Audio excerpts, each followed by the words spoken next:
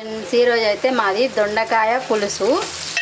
ఈ దొండకాయలతో పులుసు వేసుకోవచ్చు, అట్లనే ఫ్రై కూడా చేసుకోవచ్చు. నేను కొన్ని పులుసు పెడుతున్నా, అట్లనే ఫ్రై అయితే పక్కన అవుతుంది చూడండి. ఈ ఫ్రై వచ్చేసి మా చెల్లెకైతే కొడుకు పుట్టిండు, ఆమెకు పంపించడానికైతే నేను ఈ ఫ్రై ఓన్లీ ఎల్లిపాయ కొంచెం ఉప్పు కారం వేసి ఆయిల్లో ఇట్లా ఫ్రై అయితే చేస్తున్నా. ఇట్లా బాలంతలకు పెట్టడం వల్ల వాళ్ళకి పాలు అనేది బాగా పడతాయి. ఇంకా ఆమె 6 days కాబట్టి ఈ రోజుకి తనకైతే నేను ఈరోజు ఈ కర్రీ వండి పంపిస్తున్నా.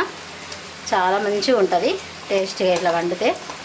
ఇంకా మీరు ఎప్పుడైనా ఇట్లా వండుకున్నారా? ఇంకా మా పిల్లలైతే ఈ కూర పేరు బాలంతల కూరనే పెట్టిళ్ళు. అమ్మో ఇలా బాలంతల కూర వండుతున్నావా మమ్మీ అంటళ్ళు. అట్లా పెట్టేసిళ్ళు. హాస్టల్లో వాళ్ళకి తిని ఈ కర్రీ పేరు బాలంతల కూర అని పెట్టేసిళ్ళంట. ఈ పక్క ఇట్లా పొడుగ్గా కోసుకొని పులుసు అయితే చేస్తున్నా. ఈ పులుసు వచ్చేసి మాకు ఇప్పుడు సమ్మర్లో మనకి కొంచెం సూప్గా ఉంటేనే మంచిగా ఉంటుంది కాబట్టి ఇవైతే కొన్ని పులుసు చేస్తున్నా.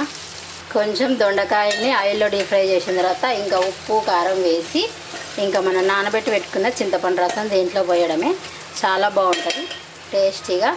ఇలా మీరు ఎప్పుడైనా ట్రై చేస్తే మీకు ఎలా కుదిరిందో కామెంట్ చేయండి. కొంచెం కారాన్ని వేగనిచ్చి చింతపండు రసం అయితే పోసేస్తున్నా. ఇంకా ఉడకనిచ్చిన తర్వాత అయితే చాలా టేస్టీగా చాలా బాగుంటుంది. ఇంకా ఫ్రై అయితే రెడీ అయిపోయింది. చూడండి ఎంత బాగుంది, సూపర్ ఉంటుంది. ఈ రైస్లోకైనా చపాతీలోకైనా బాగుంటుంది.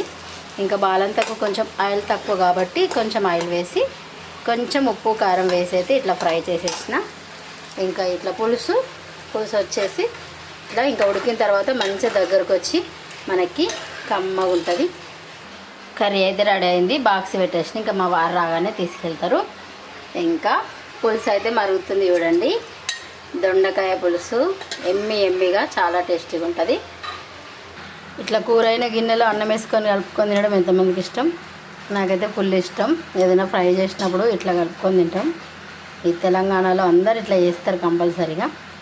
చూడండి చాలా టేస్టీగా చాలా బాగుంది. కర్రీ వచ్చేసి కూర రెడీ అయిపోయింది. చూడండి చాలా టేస్టీగా చాలా బాగుంటుంది. ఇట్లా ఉడకబెట్టుకుంటే సరిపోతుంది, కమ్మగా ఉంటుంది. ఇట్లా వండుకొని మీకు ఎలా కుదిరిందో కామెంట్ చేయండి. ఇంకా నా వీడియో నచ్చితే లైక్ చేయండి, షేర్ చేయండి, సబ్స్క్రైబ్ చేయండి. Thank you.